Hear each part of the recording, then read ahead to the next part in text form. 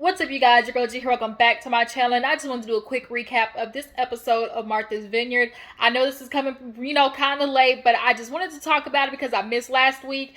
And it's the finale. I wanted to talk about the last episode because, y'all, Silas needs help. He literally is the epitome of the guy where, like, I see him and I'm like, oh, he look like he punched holes in the wall. That's like my short way of saying, like, this thing is crazy. And Silas is crazy. He looked like he punched holes in the wall, and might not be just walls too. He looked dangerous. So this episode, yeah, that's why I really have to talk about it, because Jasmine, girl, you in trouble. You in danger, girl, Jasmine. You in danger. Trying to be all married and whatnot, Claire Huxtable, and trying to give real. I can't think about your relationship because you're not even married. That's what she was talking at the beginning of the. You see how she was talking all that at the beginning of the season? Oh, I can't even take you seriously, unless you guys are married. When she was talking about Maria and Simon, but now look at you. You was only doing that because deep down you knew you got married and realized this ain't what it's all cracked up to be. But nonetheless, you guys, let's go ahead and get to Martha's Vineyard. I don't want to make this like a super long recap, but it is the last day, and so everybody is wanting to do.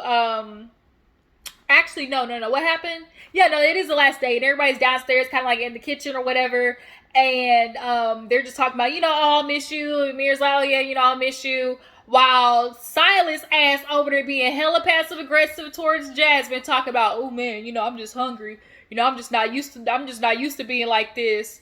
And Jasmine kind of huffs and puffs and walks away. And so Amir's like, y'all okay? And Silas is like, whatever. So Jasmine goes upstairs, calls her grandma, and is just like, I need help. Just talk to me. Like, right now, I'm just not in a good headspace. And obviously, because Silas, like, he literally is a nutcase. He really is the type of man that you would do like a masterclass on and be like, look, class, this is what we call gaslighting 101. This is what we call manipulation 101. Between Marceau, Maurice, now Silas getting added to the list of dudes you can do a masterclass on. Like, literally, they are textbook. But nonetheless, she calls and is just talking about, like, she's her confession, just like, I shouldn't be this exhausted this early. Like, we've only been married for 3 months, and like, this is a lot. They talked about the roles, in their relationship, and then she's realizing, y'all might have talked about the roles, but then I think she's sitting back and realizing how gender specific the roles are that they're doing.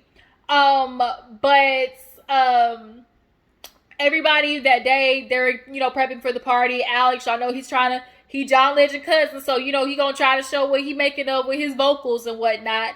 Nick, Nick, we gonna get into your ass later, okay? We gonna talk about you trying to hide your girlfriend and whatnot. But they all basically are going to, like, a historically black ground or whatever. So, of course, you're at Martha's Vineyard, you gotta see, like, the history. So they all go, of course, get, a tour of the place and whatnot. And then they come back home, and Jasmine starts on Silas's lunch, because all this nigga been talking about is, oh my God, I ain't ate since 8 o'clock this morning. Oh my God, I'm just not used to this, not my routine. And Amir's like, okay, bro, like, loosen up. Like, literally, you're a grown man. Go downstairs and cook. Can you imagine purposely starving yourself, not eating, to prove a point to your wife that she's not upkeeping the job that she's supposed to have right now? You're supposed to be cooking for me breakfast, lunch, and dinner, even on vacation. And if you don't, I'm going to go hungry to let you know how bad of a job you're doing. I'm going to starve as a grown-ass man, capable of going in the kitchen and fixing my hunger. I'm not going to do that because that's your job. Y'all, y'all see what I'm getting at here? So Jasmine, she basically runs in, starts the lunch process, but needed to run an errand for herself, and so Amir finishes it up. And so Silas comes downstairs, oh my God, I'm still hungry. And he's like, well, Jasmine, got you set, this is for you right here. And he pointed at the pot or whatever, and Silas made him a plate and went upstairs. So by the time Jasmine finally gets back, and like, she calls, he was like, oh, because Amir's like, yeah, she had to go run an errand. So Silas called Jasmine, was like, where did you go? You know, where's the iron? And she's like, the iron's, oh, never mind. Okay, I see it. Like, you act like you can't find your ass. Like, you need Jasmine to find your own ass. Like, he's one of those dudes who want to talk about being a leader, but then you can't operate without the woman. You literally complained. We'll get to that part. So, nonetheless, she was like, I'll be back in about 6 minutes. You know, everything's right there. You know, to do it, just lay your suit out and I'll steam it. So she gets back and he huffing and puffing. And she's like, what now? And he's like, well, I mean, this should have just been done already, you know. I just need some acknowledgement, bro. Like, I just need some acknowledgement. And it's like, acknowledgement, like, see,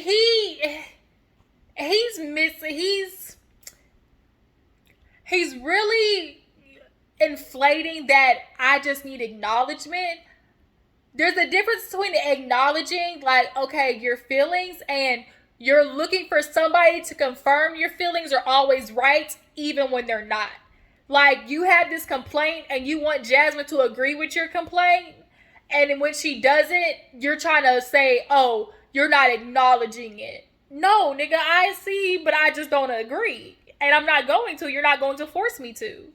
And that's the type of dude that Silas is. But she was like, just set it out, bro. And so, you know, everybody's getting ready. So he gets his suit on, and then it's like, it is about the pants. It is about, I guess she either burnt a hole in the pants. So Jasmine basically has been on a strike system. Strike one, the Tide, the Tide pen. Strike two, the meal she cooked that had potatoes and he don't like starch. Now strike three, you know, she didn't help him get ready for the party. And she was like, I literally feel like I set myself up. What do you mean? I came back, I cooked you your lunch. I left this, put it where somebody could put the steamer in the room where I was going to come back and do it. And I don't know what else you want from me. And so she's like, you were able to get ready. He's like, yeah, but I got ready without your help. You need my help to can button up your shirt, bro? Like, it's giving real, mommy, can you change my diaper? So at this point, Jasmine definitely is like checked out. She goes downstairs, she's talking to Jordan, and you know, she's just like, she finally reveals to Jordan, like, she's exhausted, and you know, Jordan's like, you know, I'm glad, you know, Jasmine's actually talking to me. You know, this means we've gotten, you know, farther in our friendship, because before it was given, you know, she was putting on this facade like, you know, she was all okay, but Jasmine, bitch, we all know you were not. Girl, you are screaming from the high heavens for help. It is written all over your face that you realize I might need to renege on this contract here. So it's time for the party. Everybody's downstairs. Bria's dress was actually really cute. Bria's crazy, but her dress was cute. Everybody's downstairs. You know, Alex, he's prepping. You know, he's finally does his little song or whatever. I guess he sang. It was a little yang yang yang. But oh no, before the singing, Alex had a surprise. He's like, oh yeah, you know, I got something for somebody, and pop up is Tasia, which is Nick's girlfriend. The one that nobody knew about. And so I think it was Jordan. She was like, I just want to sit there and sing, if your girl only knew. I said, not Aaliyah. Because that's really what it was. Like, Nick, you thought you was getting ready to come on this show, find you a woman, and then when nobody took the bait, you backtracked them spots and then went back to Tasia. Jordan wasn't taking the bait. Shanice wasn't taking the bait. And so then you backpedal, my nigga. That's what you did. So, you know, everybody's like, yay, clapping. But the girls are all looking at each other like, girl, we know. So, you know, they're partying. Then Simon, white drunk ass, jump in the pool. Y'all know sometimes the white people don't know how to act, and so they over there like looking at Simon like, "Come on, Bria, get your boyfriend. He too white and rich to be doing like this." Like, I really feel like Simon was on a little bit more than the looker, if you get what I'm saying. Rich white guys, especially European guys like that. That's what they do. Okay, they wake up and do this. But yeah, he hopped in the pool and then he got out or whatever. Bree's looking at him like, Simon, like, you're embarrassing me. But I guess he gets dressed again. What else happened? Um,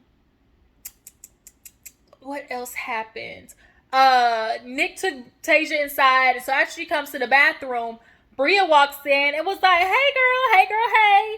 And she was like, so how are you feeling? She's like, I'm great. And she was like, well, oh my God, like, how long have you been with Nick? Or like, she was like, how did you feel about him coming? And she was like, he went to do it. So I was like, okay. She was like, oh my gosh, this is so crazy because like, he was like messaging all my friends in the DMs and, he didn't tell us he had a girlfriend till like week 2. And like, she just kept reading, like, he didn't tell us about you. And Tasia was like, Tasia didn't let it, like, she was trying to show that, like, it didn't crack her face or, like, let Bria, like, she wasn't trying to give Bria basically the satisfaction that she thought Bria was looking for in a, like, oh my God, girl, like, for real type situation. I think either Tasia was playing it off or I think Nick filled her in and gave her the heads up. Like, Nick realized, uh-oh, I'm in trouble. The girls are on to me, so he probably let Tasia know ahead of time. This is, what I said, this is what I've done. And they, by that time she came, they clearly, like, probably either talked it out. Y'all see Nick was back there, boy. Nick was over there ear hustling. He just standing there. He's like, oh my God, it's Bria. Bria gets, you trying to blame it on Bria, like, you trying to say, oh, I don't want Bria talking to Tasia because, she can be crazy. No, you ain't want Bria talking to Tasia because you didn't want her spilling the beans. But Tasia gave real, she didn't try to let it like show that her face was cracked and nothing. She was trying to give real like, okay, girl, but I know my man though, he loves me. Okay, all right, girl. So the party starts turning up, and Jasmine and Silas is over there, and they're having a little couple powwow. And basically, Jasmine is like, yo, I'm realizing, like, the roles that we have here is, maybe not what I signed up for. And all Silas can say is, well, I just think it's because we're not in our routine. If we get back to our routine, then we won't have any problems. And Jasmine's like, for you. Like, Silas, all he keep on trying to say, he said it's confessional. I'm a person that, like, I set something up and then I accomplish it, then I move on to the next. Jasmine, she's just, flowing with the wind. She just goes free, and I can't work with that. That ain't good. That I can't do that. That don't work for me, bro. You really can't, like, you are that controlling, like, in every situation. You are that, like, bro, like, you can't even relax and let your woman have a vacation because you can't get out of yourself and out of these misogynistic gender roles that you literally would rather starve than just go and make yourself your own food. You see how, like, the patriarchy even got men up, but they don't want to acknowledge it or pay attention to how detrimental the patriarchy is to them because they're so focused on the benefits of women that it allows them. But they're over there talking, and so she's like, yeah, for you. She was like, I, shouldn't be this exhausted, like, this isn't it. So all the other castmates see them talking and it was like, yo, no, we need to go turn. She's like, we're trying to have a couple talk. And they're like, man, talk that shit out tomorrow. Let's turn up. So everybody turn up. Bria, she dancing on the counter, but then get mad at Simon that he dancing, with like, Simon was dancing too. Bria, you popping on the handstand on the counter and then you get mad at him. So one thing I did notice when Bria called her mom and was trying to complain about Simon, the mom was like, Bria, are you embarrassing him? Like, she was so upset. One thing too I did notice as well, when Jasmine called her grandma and she was like, how's our son? I said, oh shit, she in deep. I think she might not get a divorce off of, like, not wanting to disappoint, maybe because the way she said, oh, how's our son? Like, they clearly like Silas. But back to it. What happened? So yeah, everybody's like winding down or whatever, and this big fight happens because Bria basically comes back downstairs and pulls Simon outside and was like, yo, get it together. Need to step. She's like, I don't know if you're drunk or whatever, but you need to snap back into reality. So Summer comes out there and was like, girl, like, chill out. Like, we good. It's okay. So Bria goes upstairs. Summer's trying to talk to Simon. Then Simon goes back upstairs. He drunk trying to go in the room. Summer comes in, and now Summer and Bria are like, hold on, y'all. Sorry. So y'all looking at my shirt. Now Summer and Bria is like going at it. Y'all, it took like 3 people to hold Bria old tiny ass back. Like, she got anger issues. You can see in the way she just reacts and talk to people. You talking about Simon disrespecting you, girl. You really are disrespecting Simon the way you talking to him. You talk to him just so like demeaning, like. But nonetheless, Summer and Bria get into it, and Summer goes downstairs, and Alex talks to her like, this is like, she's done this to everybody in the house. So Alex clearly feel the same way about Bria. The way Preston was like, girl, are you sure it's not you? To like, girl, Bria, it might be you, because everybody getting into it with you. So Bria's like, oh my God, this is the second time somebody put their hands on me. I was like, y'all not getting ready to go out on my girl Mariah like that. First of all, we need a season 2 so we can bring Mariah back, because that's definitely going to be a part of the conflict for next season and the storyline. How Jasmine, you basically let the whole house vote your friend out, like, on some real shit. But nonetheless, everybody's winding down, and then Jasmine and Silas go to bed, and this nigga will not let it go. He talking about, do you want to talk, or like you don't want to hear nothing from me? She's like, I honestly don't want to hear shit you got to say. Really? You're not going to talk to your husband like that. She was like, have you been listening to the way you've been talking to me on this trip? And he all quiet. Like, yeah, nigga, you know. But see, one thing too, I will not forget. I don't know if y'all remember this, but remember a couple episodes back when the men were at the bar and he was talking to Jordan? He said to Jordan, like, yeah, man, you can't always listen to these girls because, like, then they won't like you. You know, nice guys finish last. I think Silas also feels like he kind of has to be a dick to women, because if you're the nice guy, like, they're not going to want you. So he feels like in his mind, I got to be a little bit of an asshole to her. And no, you're not being a little bit of an asshole. You're just being a straight up plain ass dick, bro. And I feel like in his mind, I'm going to do that because, like, you know, nice guys don't get the woman, essentially. Like, I gotta check her about, you know, being an a-hole to her. Like, that's how I feel like Silas also moves as well. But, also just think Silas is insecure because that nigga, like, his sex game is trash. And I promise you that dick little. Like, I can look at Silas and tell, which is why he's like, I can't do nothing when you not making no noise. What? So you need her to, like, basically what you're saying is you need a performer. That's what it's giving. So she goes in the bathroom and she's like, I'm done with this conversation. Silas gets up, and when he started waving his hands and slapping his, you know, hands together, talking about, I promise you, for this marriage, the coverage that you get, the respectability that comes with it, I promise your life will change tomorrow. I promise you. I was like, oh, hell nah. That was it. That was the final straw. That let me know the type of nigga that Silas is. Silas is hot trash garbage, y'all. Garbage. He said that shit. It's like, oh, Jasmine, you're constantly going to be on the hamster wheel of trying to prove I'm a good wife, I'm a good wife, I'm a good wife. And he's never going to be happy because he wants you constantly breaking your back to satisfy him, essentially. And so, like, how you said, like, she's like, I feel like you say this like I'm always the one wrong. Jasmine, you are always going to be the one wrong. That's it. Like, that's how he's built. And you're never going to be right in any situation. Like, he's always going to critique you and find something wrong because nothing is ever going to be good enough for him. There are those type of men who kind of put women on that cycle of, like, she constantly feels like she has to prove like she's a good wife because, like, he's never happy or satisfied with anything that I do. And that's the part of the manipulation of it all. So she was like, I'm done with this conversation. The way that you've talked to me, you don't feel like you've been disrespectful.